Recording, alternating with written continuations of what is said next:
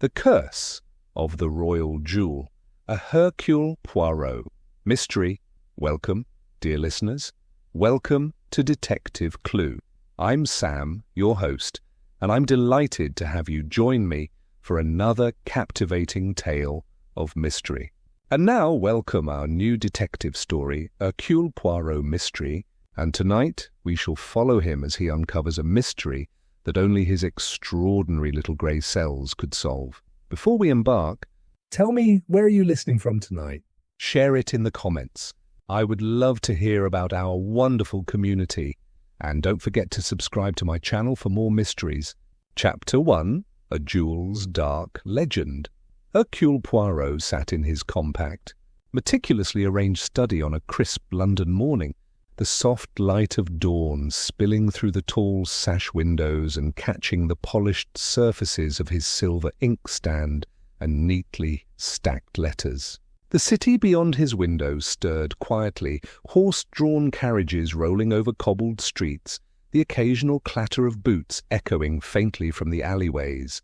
In his hand, Poirot held a letter, its envelope of creamy parchment adorned with an elegant crest, the ink curling in delicate flourishes that spoke of wealth and tradition.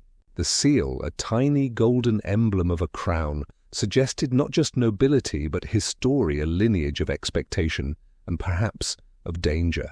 He traced the edge with a fingertip, sensing immediately that this was no ordinary correspondence. The letter, brief yet compelling, spoke of the royal jeweller gem whose reputation had been whispered across generations, an artifact of remarkable beauty and inexplicable misfortune. Poirot leaned back slightly, letting the chair cradle him as he considered the implications. His mind, trained for such puzzles, drifted through memories of prior incidents involving the jewel, tales of sudden disappearances, inexplicable accidents, and quiet tragedies that seemed to follow in its wake. Even as a man of reason, he felt a subtle weight of foreboding. The stories were steeped in truth as much as in superstition, and the challenge of separating them fascinated him. He set the letter down and allowed himself a moment to observe his surroundings. His study was orderly to the point of ritual, each object in its designated place, yet the quiet of the room contrasted with the tension now settling in his mind. The ticking of the small, ornate clock on the mantelpiece was steady, almost meditative, but in its rhythm Poirot detected the faint echo of urgency, a heartbeat of the day yet to unfold. Outside, the fog began to lift slightly, revealing the muted outlines of neighbouring townhouses, their chimneys puffing gentle streams of smoke into the pale morning sky. Mid-morning, Poirot was on his way to Whitmore Manor, the carriage rolling smoothly along the familiar streets. The manor, perched at the edge of a quiet neighbourhood, was a testament to classical elegance, with ivy climbing the stone walls and tall windows that gleamed softly in the morning light. From the carriage, Poirot noted the subtle movements of the staff, glances exchanged behind lace curtains, a maid who paused too long by the garden gate, a footman who adjusted his coat with unusual care. Each small gesture, he realized, might be a clue, or it might simply be habit. Still, he made careful note of everything, the way he always did, for the mind of a detective leaves nothing to chance. Upon entering the great hall, the scent of polished wood and faint lavender greeted him. Lady Eleanor Whitmore appeared at the top of the sweeping staircase, her posture composed, but her eyes betraying a flicker of apprehension. Her fingers clasped the railing lightly, and she inclined her head in greeting, her voice carrying a polite, slightly nervous warmth. Poirot observed the subtle tension in the household, the way the staff moved with cautious precision, as though anticipating scrutiny. The royal jewel itself was displayed in a small, ornate cabinet in the drawing-room, its facets catching the light and reflecting tiny fragments of the room in delicate sparkles. Even from a distance, one could feel the weight of its history, the centuries it had survived, the hands it had passed through, and the quiet stories of sorrow that seemed to linger in its glow. As Poirot stepped closer to the jewel, He allowed himself a small, contemplative smile. He had faced mysteries of all kinds, from petty thefts to sinister deceptions, yet the allure of the royal jewel was distinct, a challenge that mingled beauty, history, and danger. In the subtle tremor of anticipation that passed through the manor, he recognized the beginning of another puzzle, one that would require all his methodical observation, his patience, and his extraordinary insight. He felt the familiar thrill of intellectual pursuit, tempered by the understanding that behind beauty often lay secrets waiting patiently to be uncovered. The quiet grandeur of Whitmore Manor, the nervous energy of its inhabitants, and the ominous reputation of the jewel combined into a delicate tension, pulling Poirot and the listener alike into a world where curiosity was both comforting and irresistibly compelling. Poirot stepped fully into Whitmore Manor, the heavy doors closing behind him with a muted thud that seemed to seal the house in a gentle hush.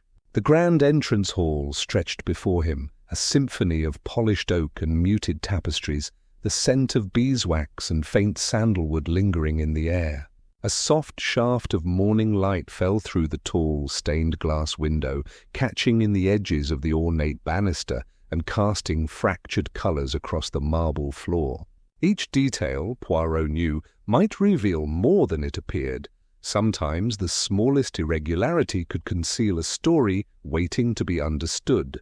He began his careful exploration, moving deliberately from room to room. The drawing-room was richly furnished, its walls lined with gilded frames that housed portraits of stern ancestors. One painting, however, drew his attention, not for its subject, but for the slightly askew frame, dust gathered along its lower edge, as if it had been shifted recently or perhaps hurriedly replaced. Poirot's eyebrow lifted ever so slightly. Such minor disturbances often spoke louder than a shouted confession. On a polished side table, a silver inkwell and a stack of correspondence sat neatly, yet one envelope peeked from beneath a corner, partially hidden. With a subtle flick of his fingers, he retrieved it, noting the crisp paper and the delicate, precise handwriting. The letter was unsigned, its contents suggestive, but deliberately incomplete, hinting at secrets someone wished to keep from prying eyes. Moving through the corridors, Poirot's keen gaze caught the irregular alignment of a drawer in an antique cabinet. It was not fully closed, just slightly ajar, enough to suggest it had been disturbed in a moment of distraction or in haste. He approached quietly, listening for any hint of sound behind doors or beneath floorboards. The faint shuffle of slippers, the whisper of fabric as a maid adjusted her apron, and the soft footfall of a butler passing through a hallway reminded him that life in a household such as this was a careful dance. Each member aware of their position, each movement potentially significant. In the library, the air smelled faintly of old leather and the soft musk of aging paper. Rows of books stretched toward the ceiling, their spines neatly aligned, yet Poirot noticed a slight bulge along one shelf, a book pressed irregularly against its neighbours. He pulled gently, revealing a folded piece of paper tucked behind, its edges yellowed. A note, cryptic in its phrasing, suggested a meeting, a time, a warning. Someone in the house was careful, meticulous even, but not infallible. Poirot's mind traced patterns, considering which staff member might have placed it, who might benefit from secrecy, and who had motives hidden beneath polite smiles. Throughout his exploration, the detective observed the staff with quiet attentiveness. The housekeeper moved with precise steps, yet her eyes occasionally flicked toward the drawing-room door, as though expecting something to emerge. The valet's hands lingered over objects a little longer than necessary, a finger brushing lightly against a corner, an almost imperceptible hesitance in posture. Each interaction, each small gesture, Poirot catalogued silently, storing every clue for future connection. By the time he returned to the grand hall, Poirot's mind had begun weaving threads between the subtle anomalies, the shifted painting, the hidden note, the drawer's faint ajar, the staff's slight hesitations. The manor itself felt alive, a stage upon which secrets were quietly rehearsed.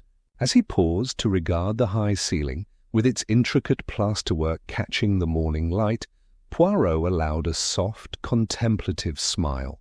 Each detail, though gentle and understated, added texture to the mystery, drawing him and the listener deeper into the quiet pulse of Whitmore Manor, a world where curiosity was invited, comfort intertwined with caution, and every shadow hinted at a story just beneath the surface. Chapter 2. Shadows Among the Staff. The morning sunlight filtered softly through the tall windows of Whitmore Manor, illuminating the polished floors and the quiet choreography of the staff as they carried out their routines. Poirot, seated at the edge of the drawing-room rug with a notebook resting lightly in his lap, watched with meticulous attention. The housekeeper, Mrs. Faraday, moved with practiced precision, her fingers brushing over silver trays and porcelain teacups, yet there was a tightness to her jaw, a subtle rigidity in her posture that spoke of suppressed irritation. Across the room, the new valet, a young man with careful manners named Mr. Collins, adjusted the lace tablecloth with the sort of fastidiousness that bordered on obsession. Their interactions, polite on the surface, seemed threaded with tension, a silent undercurrent that Poirot's eyes detected immediately. As Mrs. Faraday passed the crystal decanter to Mr. Collins, her hand lingered fractionally too long, her eyes narrowing in a glance that was at once professional and pointed. The valet met her gaze for a heartbeat, then averted it with a slight nod, the brief encounter charged with unspoken communication. Poirot noted the exchange quietly, allowing the subtle flicker of emotion to register without interrupting the rhythm of their work. Every gesture, every pause, and even the faint brush of fingers across the edges of trays was a statement in its own right, revealing loyalties, rivalries, and perhaps small fears born of previous disturbances within the manor. Rumours, whispered softly among the staff, had begun to circulate regarding the royal jewel. Poirot caught fragments of these conversations as he passed along the corridor.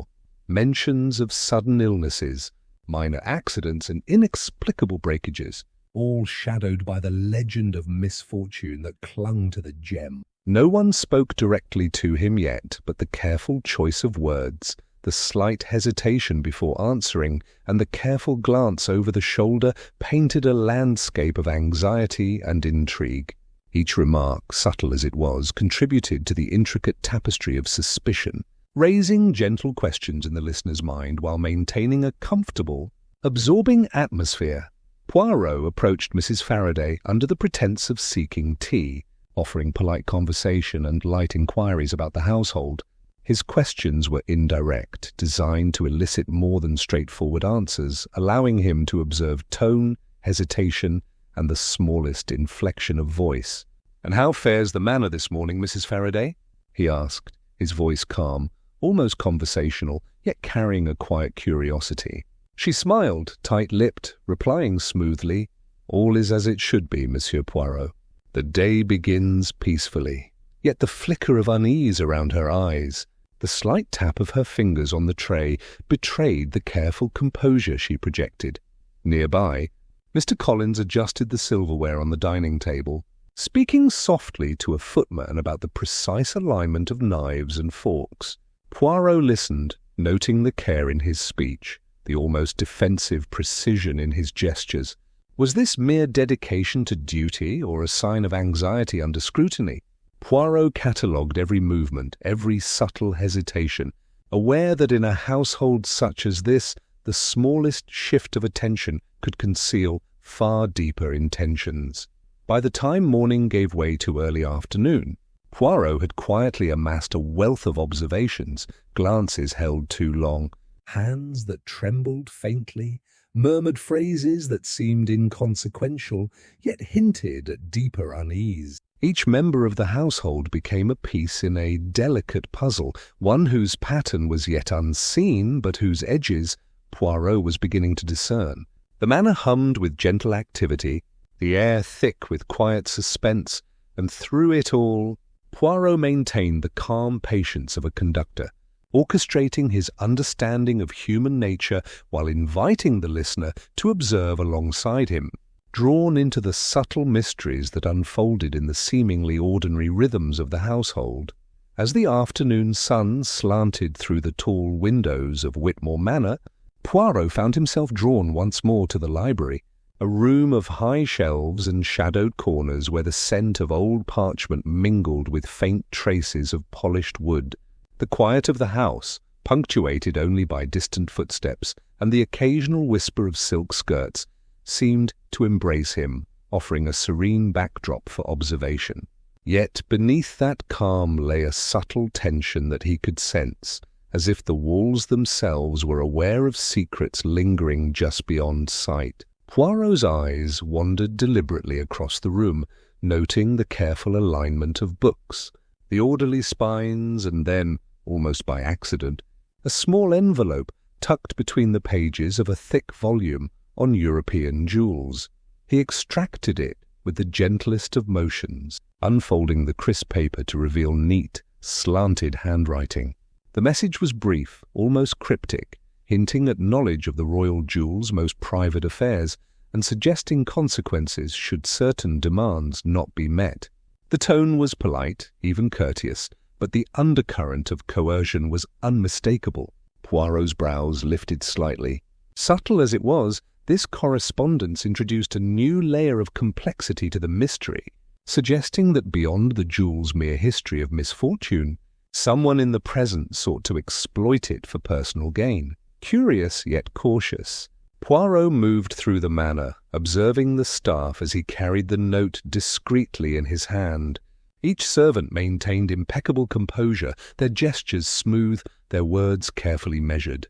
Yet to the trained eye, tiny hesitations, brief glances, and the soft tightening of hands betrayed their awareness of unspoken currents. Mrs. Faraday, the housekeeper, offered polite smiles, yet Poirot noticed her eyes flicker toward the staircase as if gauging the arrival of someone unseen. The young valet, Mr. Collins, moved past with an almost imperceptible stiffness, his voice slightly higher when acknowledging a passing footman. Every subtle cue suggested that while the household maintained the veneer of calm, its members were quietly navigating a web of uncertainty and expectation.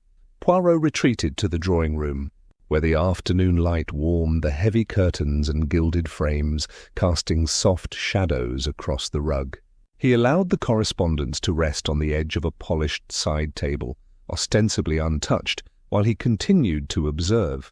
The tranquility of the manor lent a comforting rhythm to the unfolding tension, the soft ticking of a grandfather clock providing a steady heartbeat amidst the underlying anxiety. It was in such moments, Poirot knew, that secrets often revealed themselves, not in grand gestures, but in the quiet, fleeting actions overlooked by others, and then, as if to punctuate the afternoon with a new dimension of unpredictability, the manor doors opened with a soft creak, admitting a visitor unknown to Poirot or the staff. He was a tall man, impeccably dressed in a dark coat that brushed the marble floor, his gloves carefully folded over one hand. There was an immediacy in his presence, a subtle authority tempered by polite restraint, and his eyes swept the room with quiet curiosity before resting briefly on Lady Eleanor, who had appeared at the threshold with a polite but wary expression. Murmurs of recognition, or perhaps uncertainty, fluttered through the staff, their careful composure momentarily strained. Poirot noted every detail, the stranger's measured pace, the faint gleam of an object tucked within his coat, the slight hesitation in the housekeeper's step as she moved to offer welcome. Conversation commenced with formal courtesy, questions exchanged in the softest tones, yet each phrase carried double meaning, each gesture a potential signal. Poirot's mind catalogued these interactions meticulously, weighing not only the words spoken, but the silences between them, the subtle exchanges that might reveal more than appearances suggested. By the time the visitor was comfortably settled in the drawing-room, Poirot felt the threads of the day's quiet intrigue weaving into a more complex tapestry. The hidden letter, the staff's polite evasions, and the sudden arrival of this mysterious figure combined to create a delicate tension that was both compelling and gentle. The manor remained serene, the light soft, the air calm. Yet beneath that comfort, a sense of anticipation rippled, drawing both detective and listener deeper into the layered mystery surrounding the royal jewel, where curiosity and caution danced in equal measure, and every small detail hinted at revelations yet to come. Chapter 3. A Gathering Storm. The dining room of Whitmore Manor was bathed in the mellow glow of candlelight, flickering against the polished mahogany table and casting soft shadows across the high-backed chairs. Poirot had insisted on a private dinner, a setting intimate enough to observe his guests without interruption, yet formal enough to preserve the weight of propriety. The aroma of roast chicken and freshly baked bread mingled with the faint scent of lavender from a centerpiece of delicate blooms, creating a warm, comforting environment. Outside, the evening air pressed against the windows, carrying the soft whisper of leaves brushing together, as if nature itself held its breath in anticipation. Guests arrived with careful steps, each introduction polite, measured, and tinged with subtle restraint. Lady Eleanor Whitmore presided at one end of the table with her customary grace, yet Poirot noticed the slight tension in her shoulders, the occasional flicker of worry in her eyes as they swept across the faces around her. The housekeeper, Mrs. Faraday, and the valet, Mr. Collins, moved to serve with practiced efficiency, their gestures precise but slightly stiff, betraying an awareness that the evening was more than a mere dinner. It was an examination of character. Poirot himself, calm and composed, watched keenly, sensing the gentle currents of unease beneath the smooth surface of civility. Conversation began with the usual pleasantries, topics of weather, and the day's minor events flowing carefully. Yet Poirot steered discussion subtly toward the royal jewel, his phrasing gentle and indirect, like a soft tap against a hidden door. "The jewel, Lady Eleanor," he remarked, "has endured much over the years, has it not? So many tales, some fortunate, some less so." A brief hush fell over the table, and a few polite chuckles rippled nervously, a minor acknowledgement of the tension surrounding the subject. Eyes flicked, gestures paused, and Poirot observed every hesitation, every faint shift of expression. It was during the second course, a delicate consommé served in fine china, that a small accident occurred. Mr. Collins, reaching to adjust the position of a plate, jostled a crystal glass, sending a thin stream of red wine spilling across the tablecloth. The guests murmured softly, offering reassurances, while Poirot's sharp eyes caught the way the housekeeper's hand had hovered near the spill, then pulled back, almost as if she had expected it.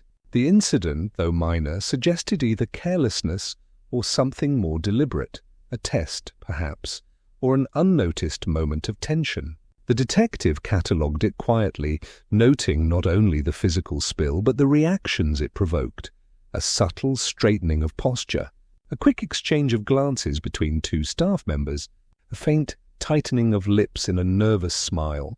Throughout the meal, small behavioral cues continued to present themselves, a hand brushing too long across a napkin, a foot tapping softly beneath the table, a faint catch in a laugh. Each micro-movement, though easily dismissed by an unobservant eye, spoke volumes to Poirot.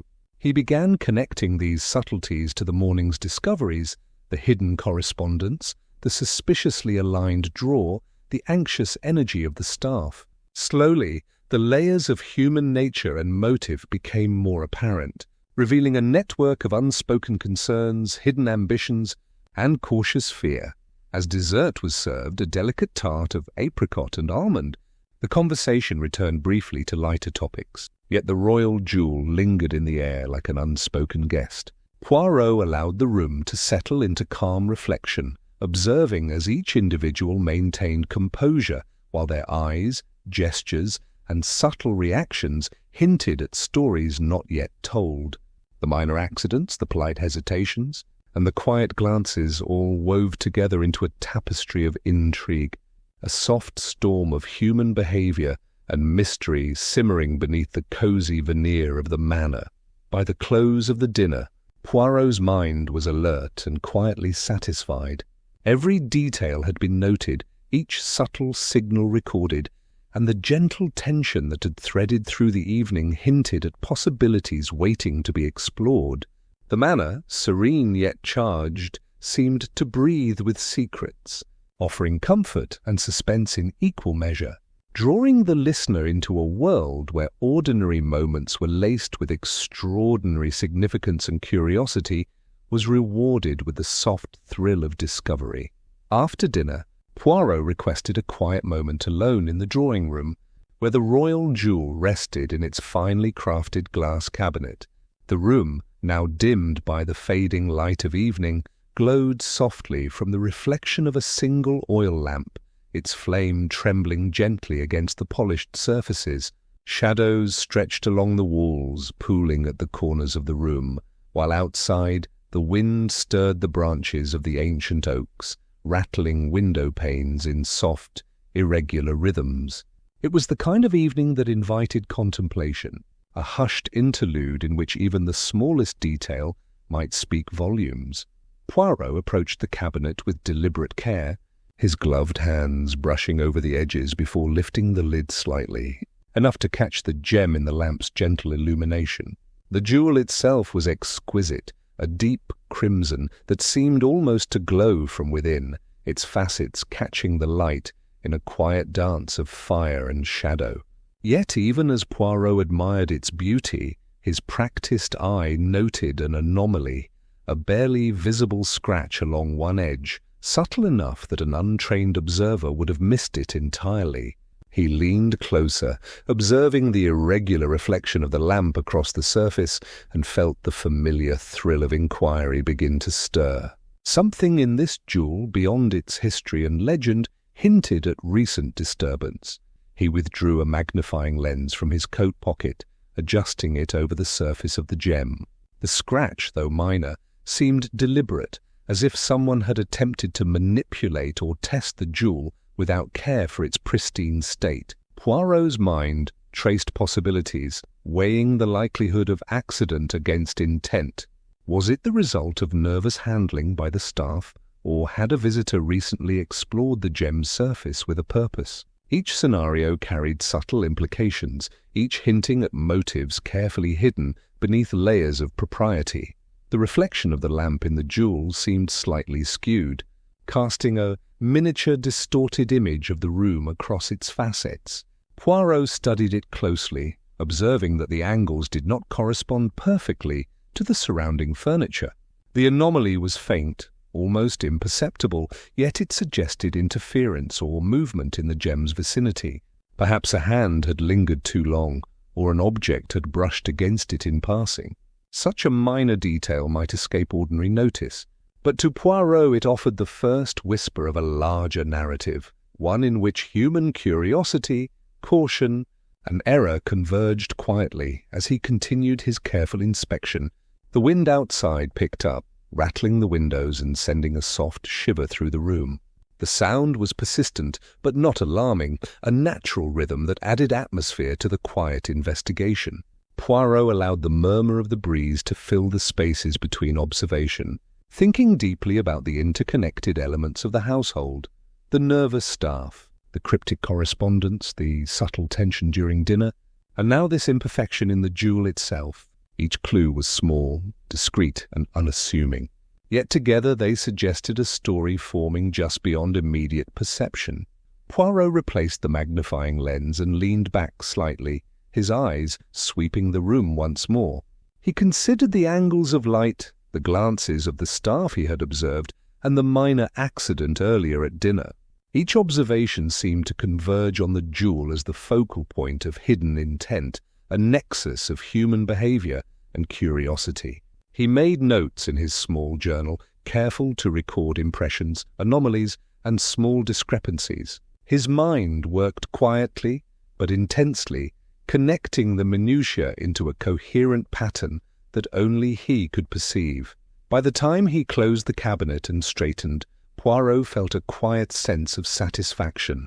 The examination had revealed not a solution, but an intricate array of possibilities, subtle signs of motive and carelessness interwoven with the jewel's own mysterious history.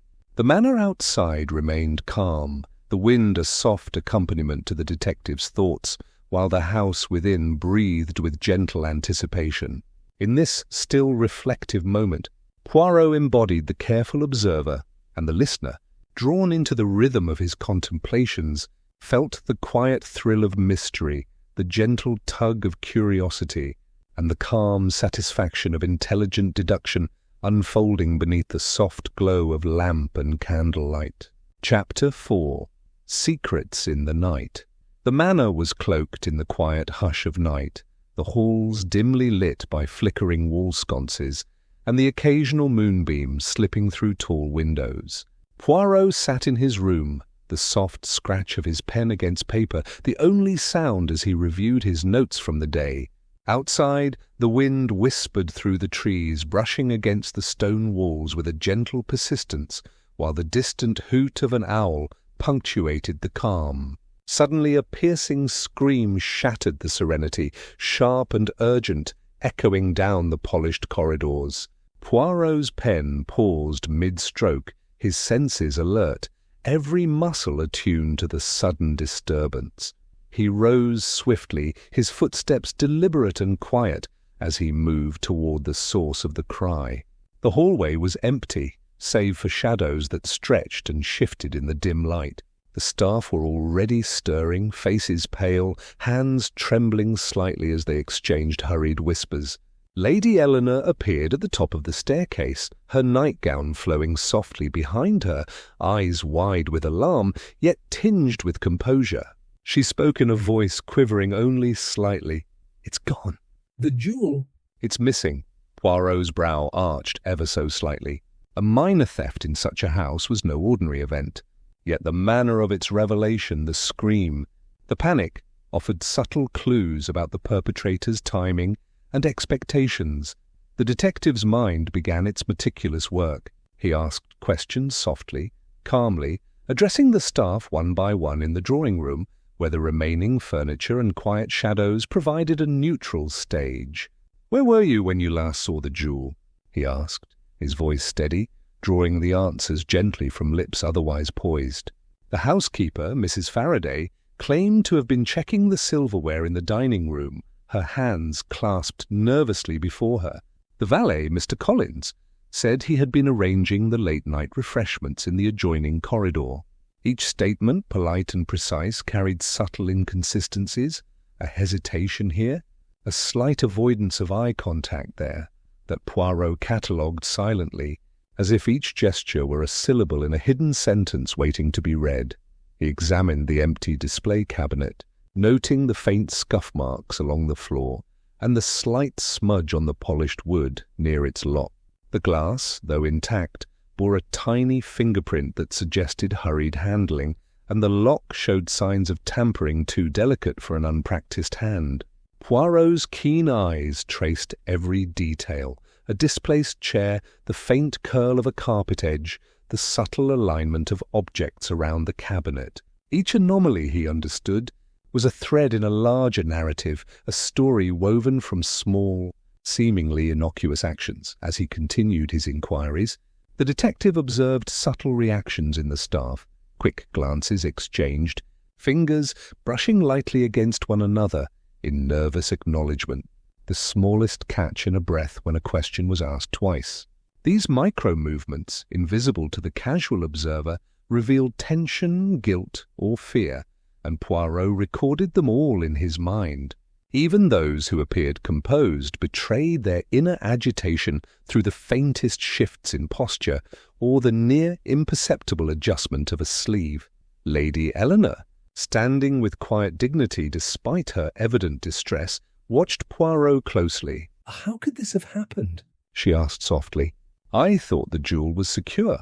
Her words carried more than worry. They carried expectation, the desire for reassurance, and a subtle invitation for explanation. Poirot, in turn, allowed the moment to linger, observing the reactions of everyone present before offering the first gentle deductions. noting patterns of opportunity, motive, and timing without revealing conclusions too soon. By the time the night had deepened, the first threads of the mystery were carefully in place. The jewel was gone, the household shaken yet composed, and Poirot had begun to assemble a map of suspicion. Each glance, each hushed tone, and every small discrepancy wove a quiet tapestry of intrigue. The manor, though still, thrummed softly with tension, and the listener was invited into the gentle suspense of discovery, sharing in Poirot's calm but keen awareness of human nature and the subtle signs of hidden truths waiting to be revealed. Poirot returned to his study, the quiet of the night settling around him like a soft blanket. The storm outside had grown gentler, the wind now a low whisper against the window panes, brushing the tall oaks that lined the perimeter of Whitmore Manor. He spread a detailed floor plan across his desk, the inked lines of corridors, staircases, and rooms illuminated by the warm glow of a single oil lamp. Every doorway, every alcove, every narrow corridor was carefully noted, the map providing a framework for the movements of both staff and visitor. To Poirot, a house was never merely a shelter. It was a landscape of opportunity, an architecture of secret, each corner potentially holding a clue overlooked by ordinary eyes. His gaze swept across the plan, tracing routes from the drawing room to the library, from the servants' quarters to the kitchen. Secret passages, the sort hidden in older homes of noble lineage, were possibilities he considered carefully. The manor's history suggested that hidden alcoves or narrow crawl spaces could exist, concealed behind panelling or false walls. Poirot's mind played through each scenario, imagining the paths someone might take under cover of night, and noting where the footprint of human intent might leave the faintest impression. His approach was methodical, patient, and entirely deliberate, the quiet intensity of his focus inviting the listener to accompany him in the mental mapping of both space and opportunity. As he examined the corners of the study, Poirot's eyes caught the faint glow of a piece of paper tucked behind the base of the fireplace, a scrap charred along one edge, yet remarkably legible. He retrieved it carefully, noting the delicate curl of the burnt margin and the faint scent of smoke still lingering. The note was incomplete, its contents cryptic, but suggested urgency and caution. The handwriting was elegant but hurried, the phrasing brief, hinting at a warning or instruction that had been interrupted by fire or haste. To Poirot, even a fragment was sufficient.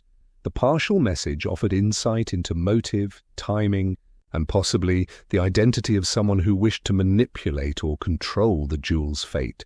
He held the note gently, comparing its nuances to other documents he had seen earlier in the day. The ink, the pressure of the pen, the style of the script, all were elements he catalogued meticulously, as he might assemble a puzzle from fragments scattered across the manor. Even as he examined the charred edge, he imagined the sequence of events that might have led to its partial destruction, perhaps a discarded attempt to conceal knowledge, or a precaution gone slightly awry. Each possibility expanded the landscape of inquiry, encouraging the listener to consider not only what was written, but also what had been left unsaid, and what was missing from the carefully constructed environment of the household. Poirot returned to the floor plan, overlaying the potential paths with the locations of staff quarters and service areas. He considered timing and opportunity, imagining each staff member in motion, the subtle interactions they might have had with one another, and the possibilities offered by the manor's architecture. A small door behind a bookshelf, a narrow passage leading from the kitchen to the servants' hall, and the arrangement of furniture all became part of his mental diagram, each detail a potential clue in the unfolding drama. As he worked, Poirot's attention alternated between the partially burnt note and the map of the manor, drawing connections and eliminating impossibilities. His movements were calm, unhurried, yet charged with a quiet intensity, a rhythm that mirrored the investigative process itself. The soft wind outside, the occasional creak of settling wood, and the distant hoot of an owl created a gentle auditory backdrop, heightening the sense of observation without producing alarm. By the end of the night, Poirot had drawn a tentative picture of the events surrounding the jewel's disappearance. The combination of physical layout, hidden possibilities, and the charred fragment suggested paths of inquiry and potential suspects. Each small detail, carefully considered, reinforced the investigative rhythm, allowing both detective and listener to engage in the unfolding mystery. In the stillness of the manor, anticipation hung delicately in the air, inviting reflection, curiosity, and the comforting intrigue of an intellectual puzzle waiting to be solved. Chapter 5 Twists Among Allies. Late one morning, as pale sunlight filtered through the tall windows of Whitmore Manor, Poirot sat quietly in his study, reviewing the meticulous notes he had compiled over the past days.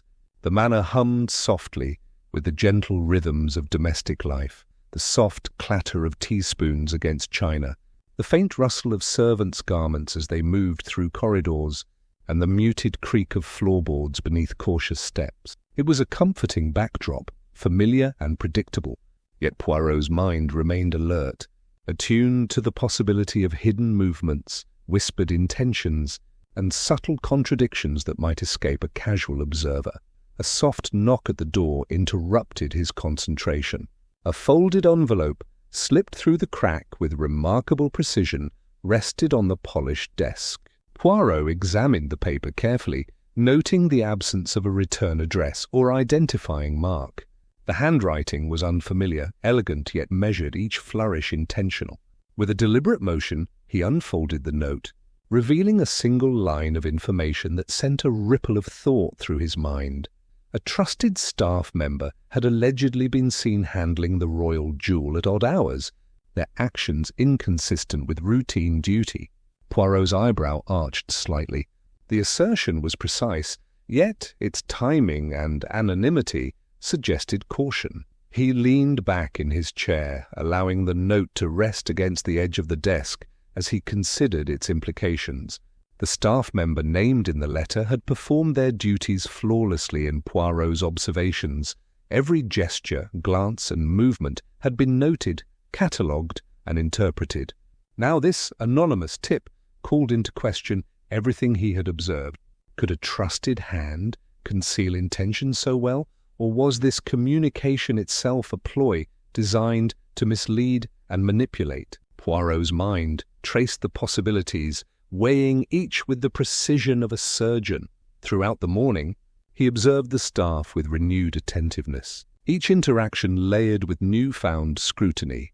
Mrs. Faraday, the housekeeper, moved with her usual composure, yet Poirot noted a slight hesitation as she passed the newly polished silver tray. Mr. Collins, the valet, arranged the evening's linens with an almost imperceptible stiffness in his posture.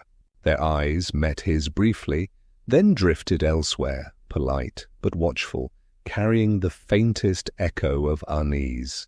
Each micro-expression, each subtle adjustment, became a potential signal in the detective's quiet. Methodical analysis, Poirot reflected on prior observations, retracing the moments that had seemed innocuous, the barely ajar drawer, the faintly askew painting, the minor accident during dinner. Could they be connected to this newly suggested suspicion, or had he been deceived by appearances all along?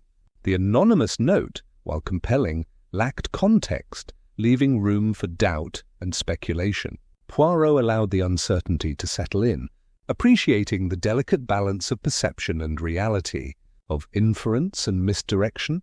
He summoned Lady Eleanor briefly, speaking with gentle care about the need for discretion. "It appears, madame," he said softly, "that even among trusted companions one must consider all possibilities.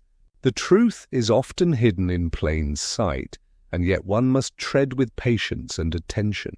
Her expression remained calm, though a faint tension tugged at the corners of her eyes.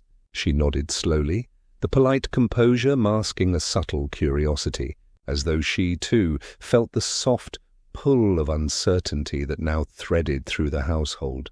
By midday, Poirot had traced a series of scenarios in his mind, each weaving together staff movements, prior observations, and the content of the anonymous tip. He considered that the message itself might be a diversion, a deliberate red herring designed to shift suspicion and cloud judgment.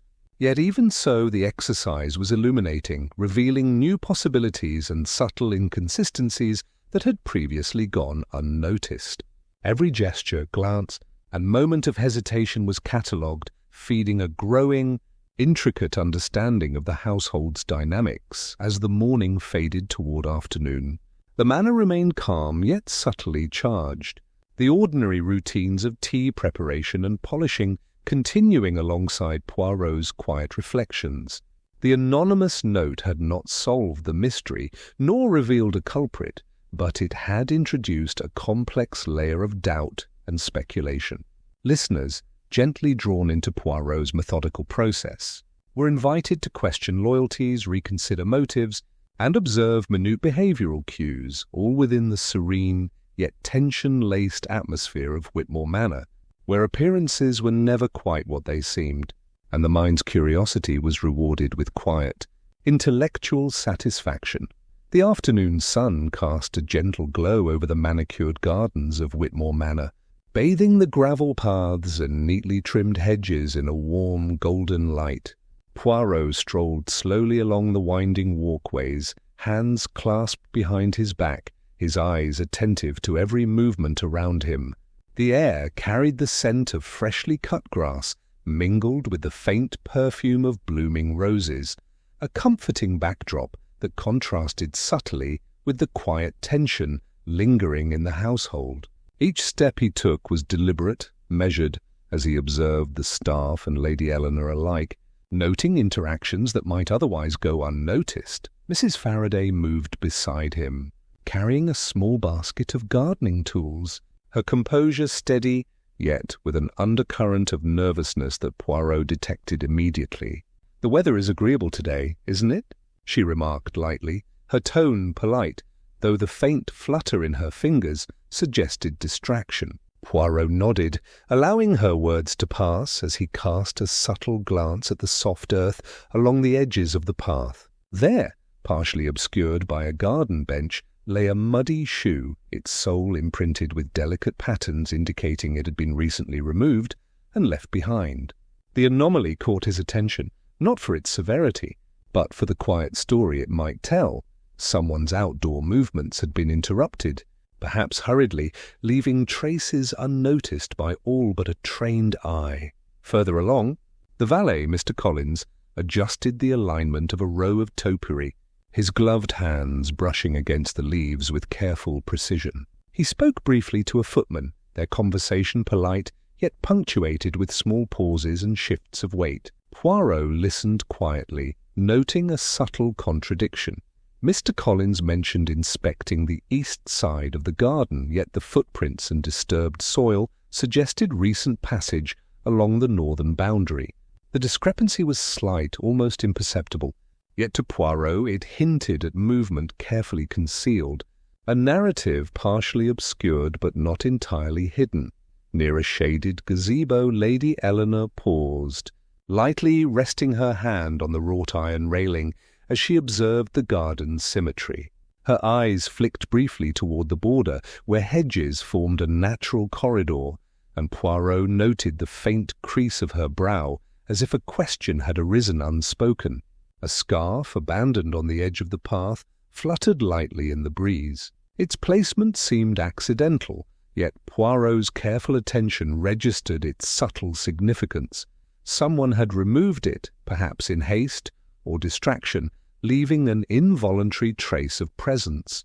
These small tangible details, muddy shoe, misplaced scarf, contradictory statements, formed a delicate lattice of possibility that Poirot catalogued with quiet precision.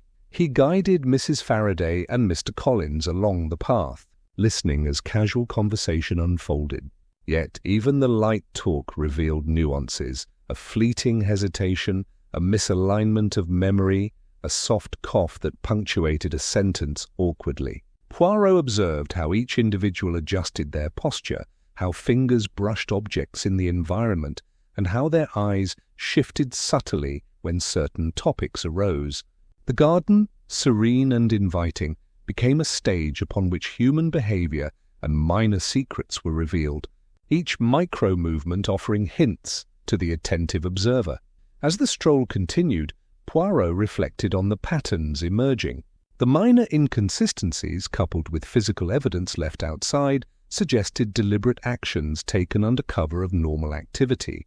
The garden itself, with its winding paths, secluded alcoves and gentle rustle of leaves, had become both witness and accomplice, recording the quiet movements of those who believed themselves unnoticed.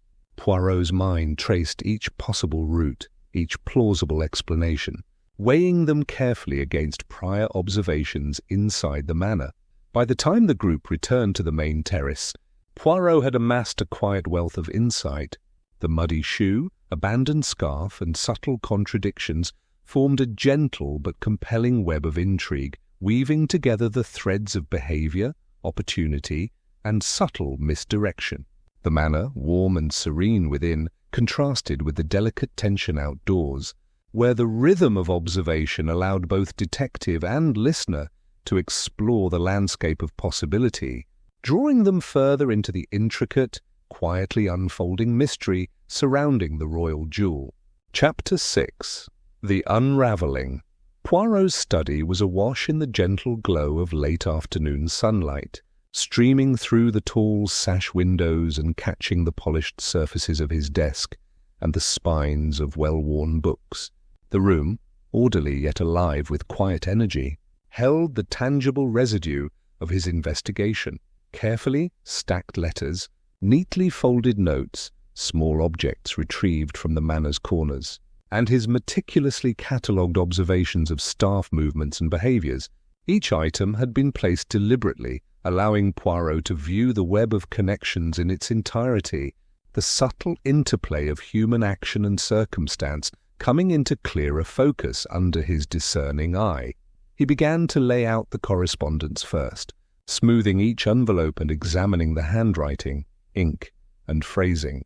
One note suggested coercion, another hinted at secrecy, while a third, partially burnt, spoke to urgency and concealed intention. Poirot's trained eye traced the similarities and discrepancies, noting which details aligned with previous staff testimonies and which stood in quiet contrast. Every nuance of language, every curve of a letter, and every subtle variation in tone formed pieces of a larger, intricate puzzle, each deserving careful attention. Next, he turned to the small physical clues gathered from around the manor, the faint fingerprint on the jewel's cabinet, the slightly ajar drawer, the muddy shoe, and abandoned scarf from the garden walk. Each object, though minor in isolation, took on new significance when considered alongside the others. Poirot arranged them methodically, drawing mental lines between events, locations, and possible motivations. He reflected on the tiny scuff marks, the irregular alignment of furniture, and the natural inconsistencies in human movement, recognizing the quiet language of intention and error that these details whispered. As he worked, Poirot's thoughts drifted to the staff testimonies he had collected, polite, measured statements that occasionally contradicted one another in subtle ways. Mrs. Faraday's nervous hesitations, Mr. Collins's slight misalignments in recounting his actions, and the occasional fleeting glance from Lady Eleanor herself each contributed to the broader tableau of behavior. Poirot catalogued these moments with his characteristic precision, aware that the human element was often the most revealing, and that patterns of gesture, hesitation, and emphasis could illuminate truths that words alone might obscure. Once the evidence had been organized, Poirot requested Lady Eleanor join him in the study. She entered with a quiet grace, the soft rustle of her gown barely audible, and took a seat near the edge of the desk. Poirot spoke gently, framing his observations without offering conclusions. "Madame," he said, his tone calm and deliberate, "we have collected many details, each seemingly minor on its own, yet together they form a tapestry, subtle but coherent. The jewel, the letters, the objects, the staff's movements, all speak in quiet harmony. If one listens carefully, Lady Eleanor nodded, her expression thoughtful. Eyes reflecting a mixture of curiosity and trust. Poirot continued, describing patterns and inconsistencies he had noted, inviting her to consider the interactions, contradictions, and timing of events. He spoke of the garden paths, the minor accidents during dinner, the letters phrasing, and the slight hesitations in testimonies. Each point was presented with care, drawing her attention to the broader narrative emerging from the details rather than singling out any individual. Throughout their conversation, Poirot maintained a calm, measured cadence, allowing Lady Eleanor to absorb the connections and subtle implications. The room felt warm and reassuring, yet charged with quiet anticipation, as though the evidence itself held its own soft pulse. By carefully reviewing the collected clues without declaring guilt, Poirot fostered a shared sense of discovery, inviting both Lady Eleanor and the listener to engage intellectually and emotionally, noticing patterns, considering motives, and anticipating the eventual resolution. By the time their discussion concluded, the preliminary deductions were firmly in place. The evidence, now coherently assembled, suggested trajectories and possibilities, hinting at the identity of the person behind the theft without revealing it outright. The manor, tranquil yet expectant, seemed to hold its breath along with them, as the gentle rhythm of observation and reflection offered the listener the satisfaction of connecting dots, building anticipation, and feeling fully immersed in the unravelling of the royal jewel's carefully concealed mystery. The manor settled into the deep quiet of night, the kind that draped each corridor and chambers in soft shadow and gentle stillness. The wind whispered through the eaves, pressing against the windows with a soft rhythm that blended seamlessly with the occasional creak of settling wood. Poirot, alert yet composed, moved through the corridors with deliberate calm, his footsteps muffled against the thick carpets. Tonight he observed not objects or notes, but the living network of the household, the subtle motions, whispered words, and quiet exchanges of those who shared the manor under one roof. He lingered near the drawing-room, partially concealed in the archway, as Lady Eleanor's gentle voice floated from the adjacent corridor, mingling with the soft murmur of Mrs. Faraday and Mr. Collins. Conversations were polite, measured, yet Poirot's trained ear caught nuances others would miss, pauses, slightly raised tones, the careful choice of words designed to mislead or soothe. A whisper reached him from a shadowed corner, soft, nearly swallowed by the night, but unmistakable in its implication. It contradicted a statement given earlier in the day, revealing an inconsistency in both timing and claim, small enough to be overlooked yet critical in the pattern Poirot had been assembling. The detective's mind traced the whisper's significance carefully. Who had spoken? What had been revealed unintentionally? Each detail, each shift in tone, offered insight into hidden motives and clandestine movements. Poirot's eyes followed subtle gestures, the fleeting glance toward a door, the almost imperceptible tightening of a hand on a doorknob, the way one staff member's shadow lingered longer than necessary near an empty corridor. These were not overt signs of guilt, but quiet signals of unease, small breaches in the practiced composure of those who believed themselves unseen. He noted how the staff moved in relation to one another, their steps measured yet occasionally betraying hesitation, even as they attended to nightly tasks, closing shutters, adjusting lamps, preparing for the following day. The subtlest micro-expression suggested awareness of scrutiny and the presence of unspoken knowledge. Poirot catalogued each gesture, mentally aligning it with the observations he had gathered over previous days. The manor, though tranquil and welcoming, had become a subtle theatre in which human behaviour, perception and concealment played out in gentle, yet revealing acts. Outside, the wind stirred the branches of the oaks, brushing against the windows with a rhythm almost conversational, as if nature itself conspired to amplify the quiet revelations within. Poirot paused near the hallway mirror, observing the reflection of a figure passing a doorway with careful precision. The shadow's brief hesitation, combined with the earlier overheard contradiction, offered a key insight into opportunity and intent. No dramatic gestures were required. The truth resided in the understated movements and unguarded moments of those who believed themselves beyond observation. By the time the night had deepened, Poirot had gathered the final piece needed to align the subtle threads of behavior, statements, and small physical clues. The whisper, minor yet unmistakable, clarified the discrepancy that had previously teased the edges of his understanding. He stepped back, allowing the Manor's quiet to settle once more around him, the soft rustle of curtains and distant night sounds offering comfort while anticipation lingered. This observation completed the mosaic of evidence and insight, leaving Poirot prepared for the next stage of revelation. The tension in the Manor remained gentle but charged, the detective's awareness merging with the stillness of the night. For the listener, the moment provided a satisfying mix of relief and renewed curiosity, a quiet promise that the culmination of observation and deduction was imminent, and that the resolution of the royal jewel's mystery would soon unfold within the comforting, immersive rhythm of Whitmore Manor. Chapter 7. The Revelation.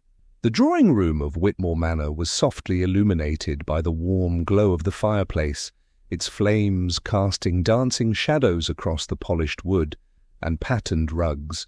The chairs had been arranged in a loose semicircle, allowing each member of the household to be visible to Poirot, who stood calmly at the centre. Lady Eleanor sat near the hearth, her hands folded delicately in her lap, while Mrs. Faraday and Mr. Collins occupied the chairs closest to the windows, their expressions polite, yet taut with anticipation. Even in this serene setting, the air carried a subtle tension, a quiet expectation that something long awaited was about to be revealed. Poirot cleared his throat lightly, his composure unshaken.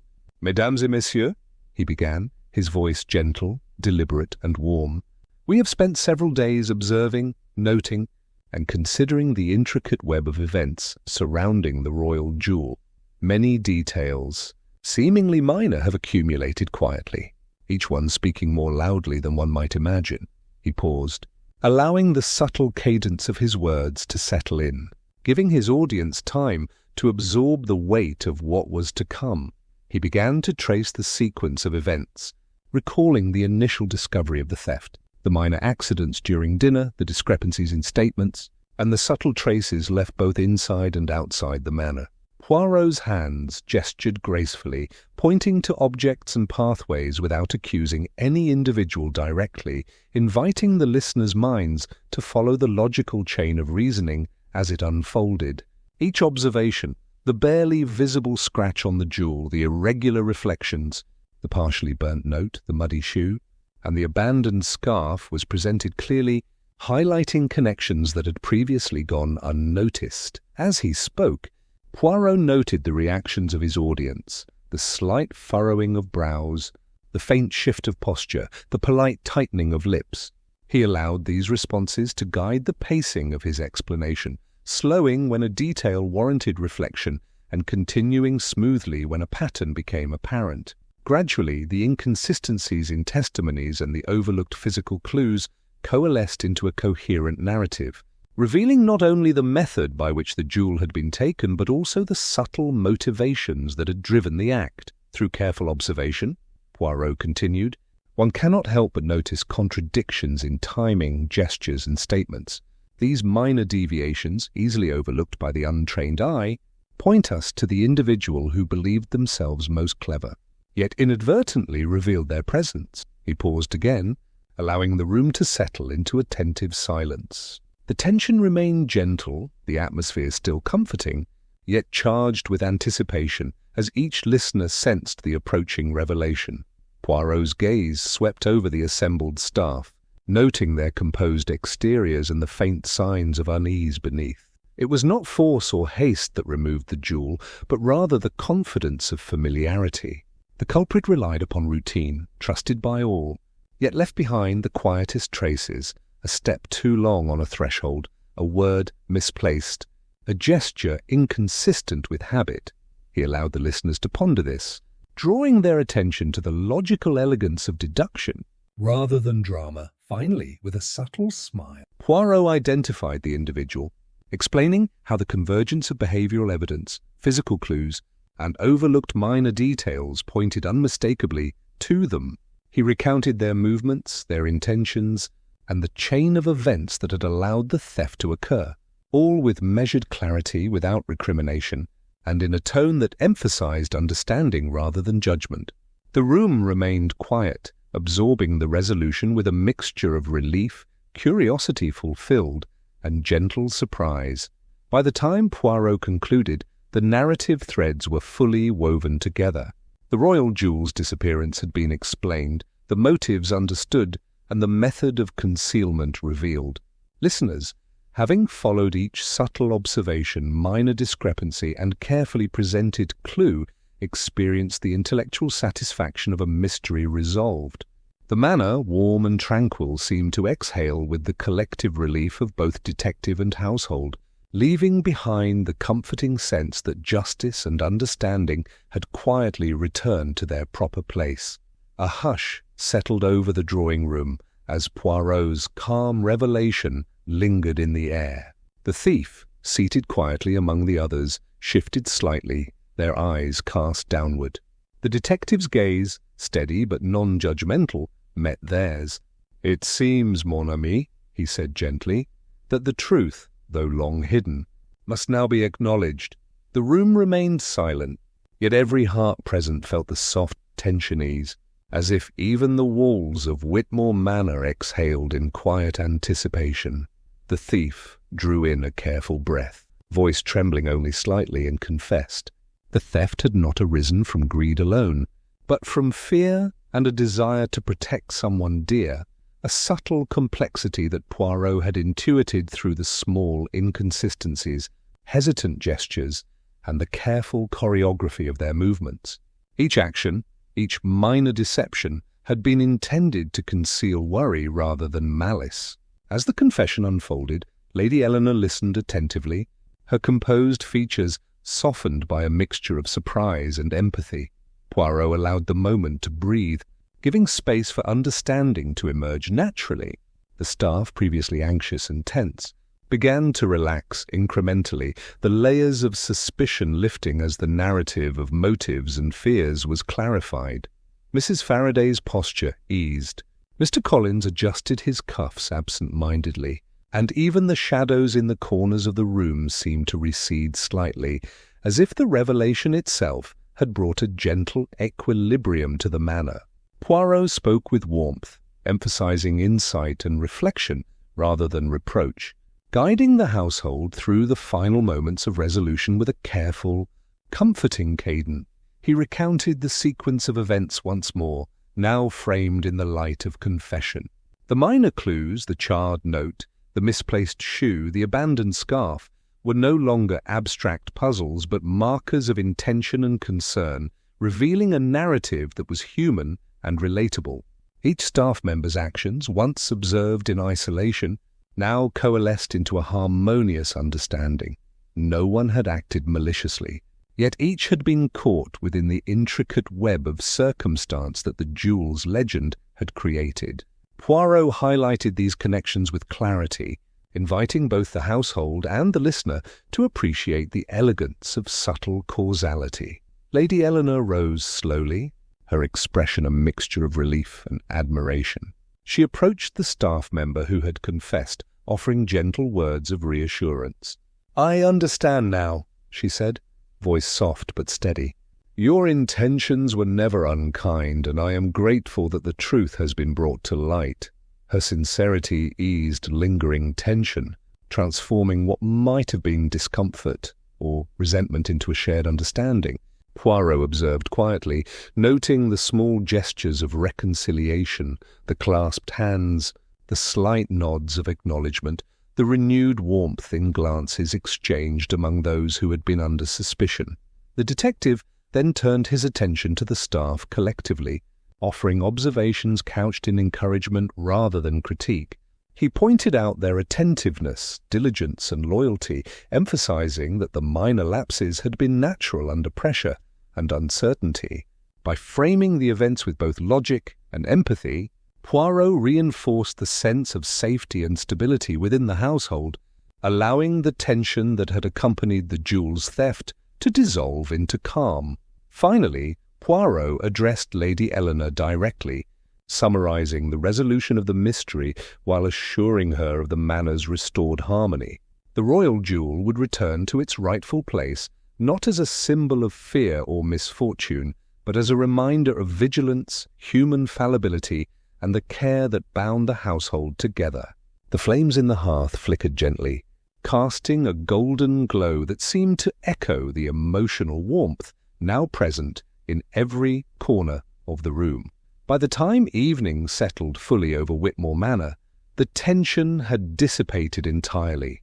The staff moved with renewed ease, Lady Eleanor's demeanour reflected peace and confidence, and Poirot, having guided the household through discovery, revelation, and reconciliation, allowed himself a quiet moment of satisfaction. For the listener, the story concluded on a note of gentle reassurance, intellectual fulfillment, and emotional closure, an immersive reminder that even in the midst of subtle mystery, understanding, compassion, and harmony could prevail. Chapter 8. Harmony Restored. The morning sunlight spilled softly through the tall windows of Whitmore Manor, illuminating the familiar contours of the drawing-room with a warm golden hue. The royal jewel, now safely returned to its velvet-lined display, caught the light in delicate flashes, each facet shimmering with quiet brilliance. Poirot stood beside the cabinet, observing the gem with a calm attentiveness that carried neither urgency nor triumph, but a gentle satisfaction born of resolution. The room exuded serenity. The polished furniture reflected the morning light. The faint scent of roses lingered from the garden, and the soft ticking of a grandfather clock measured time with comforting rhythm. Lady Eleanor joined him quietly, her movements graceful and unhurried. She observed the jewel for a moment before turning to Poirot, a subtle smile touching her lips. "It feels as though the manor itself has breathed a sigh of relief," she said softly, her voice imbued with the calm reassurance of routine restored. Poirot nodded, allowing a small smile in return. "Indeed, madam. The jewel is merely an object, yet it reflects far more than its value. It illuminates human nature, the delicate balance of trust and vigilance, and the quiet ways in which intentions and actions intersect." He gestured toward the polished table, where the charred note, the carefully catalogued letters, and the small items recovered during the investigation remained neatly arranged. Each object, though minor, had played a role in revealing truth, and Poirot's mind traced the subtle patterns that had led to understanding. One sees in every gesture, every hesitation, the stories that often go unnoticed. It is not always force or intention that reveals a secret, but the smallest trace left behind, an echo of thought. A shadow of care. His words were measured, gentle, yet infused with a quiet wisdom that invited reflection rather than instruction. Lady Eleanor listened with attentive calm, absorbing the detective's observations and considering the broader implications. She remarked on the staff, noting how the household had maintained dignity and composure despite the underlying tension. Poirot acknowledged her thoughtfulness, emphasizing that human behavior, in all its subtleties, could reveal both vulnerability and integrity.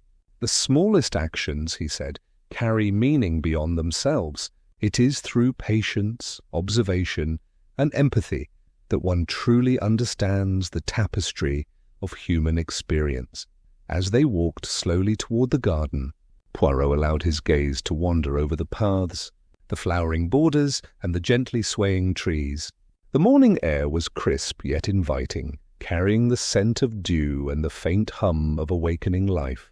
Each element of the manor, from the intricately carved banisters to the quietly ticking clocks, seemed imbued with memory and meaning. "In every household, madame," Poirot continued, "there is a rhythm. There are moments of subtle tension, of hidden intention, and of quiet resolution. To notice them is to understand not only what has occurred, but also the patterns that govern human connection." Lady Eleanor smiled, a warmth in her expression that mirrored the serenity of the garden. They paused near a fountain, its waters rippling gently, and Poirot reflected on the recent events, the theft, the subtle clues, the interpersonal tensions, and the ultimate reconciliation. Even when appearances deceive, when uncertainty clouds judgment, he said, one finds clarity through attentive care, patience, and respect for the nuances of behavior. The jewel has returned, yet the lessons remain. Lingering quietly in observation, reflection, and understanding, the detective's tone, calm and contemplative, allowed both Lady Eleanor and the listener to feel the gentle resolution settling over the manor. There was no dramatic flourish, no rushed explanation, only the quiet satisfaction of order restored, of trust reaffirmed, and of curiosity subtly nurtured. The royal jewel gleamed as a symbol, not merely of wealth, but of the delicate interplay between human nature, observation, and understanding. By the time they returned indoors, the household moved with ease and quiet purpose. Staff conversations were soft and warm, laughter touched with relief, and the familiar rhythms of domestic life resumed their gentle course. Poirot lingered for a moment by the display, the jewel sparkling with understated brilliance, a testament to patience, insight, and the enduring harmony that comes when mysteries are resolved with care and wisdom. The first light of dawn filtered softly over Whitmore Manor, bathing the estate in a pale golden glow. Dew clung delicately to the hedges and flower beds, and the gravel paths shimmered faintly under the awakening sun. Poirot stood at the entrance hall, his coat draped neatly over his arm, ready for departure. The manor, now fully at peace, seemed to exhale quietly with the return of order. The gentle hum of a household resumed, with servants moving purposefully yet unhurriedly through their morning routines. Lady Eleanor approached, her expression serene, touched with gratitude. "You have brought clarity and calm to us all, Monsieur Poirot," she said softly, her eyes reflecting warmth and relief. Poirot inclined his head, the faintest smile playing across his lips. "Madame, it has been my privilege to observe, understand, and assist. Yet it is not merely the resolution of events, but the careful attention to subtle truths that brings lasting peace."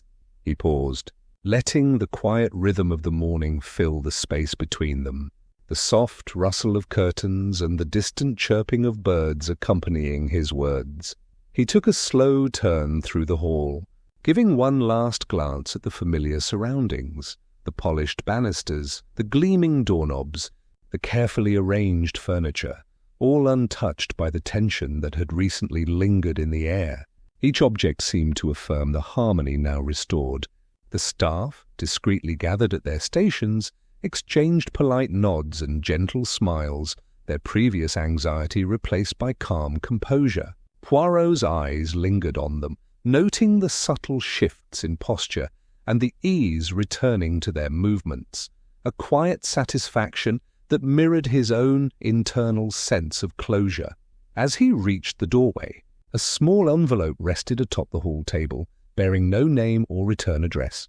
Poirot paused, curiosity quietly piqued. He opened it with practiced care, revealing a brief note, its contents elegantly phrased and cryptic. The message hinted at a matter requiring his attention elsewhere, a gentle whisper of intrigue yet to unfold. Though the mystery at Whitmore Manor had been resolved, the note suggested that the world beyond remained full of subtle puzzles, waiting for a patient and perceptive mind to uncover them. Poirot's lips curved into a faint, knowing smile. He turned back briefly to Lady Eleanor and the staff, offering a courteous nod. "Continue your day with calm and care, mes amis. The harmony you have preserved and the truths now revealed shall guide you well." The words, spoken softly, carried both reassurance and encouragement, emphasizing the household's newfound balance. Lady Eleanor inclined her head with quiet dignity, and the staff responded with gentle acknowledgment, their ease reflecting both relief and renewed trust. Poirot stepped into the carriage awaiting him, the wheels crunching softly over the dew-kissed gravel. As the vehicle moved away from the manor, the first rays of the sun illuminated the towers and chimneys, casting long, gentle shadows across the garden paths. The manor, serene and ordered once more, receded into the background, its atmosphere now imbued with quiet security and restored routine. For the listener, the scene conveyed a sense of completion and comfort. Tensions dissolved, mysteries resolved and harmony restored. Yet the subtle, anonymous note left behind offered a delicate thread of curiosity, an invitation to anticipate the next adventure without urgency or alarm. The story concluded with calm reflection, emotional warmth, and just enough intrigue to ensure that both Poirot and the listener might look forward to further gentle mysteries unfolding in the comforting cadence of Whitmore Manor's world.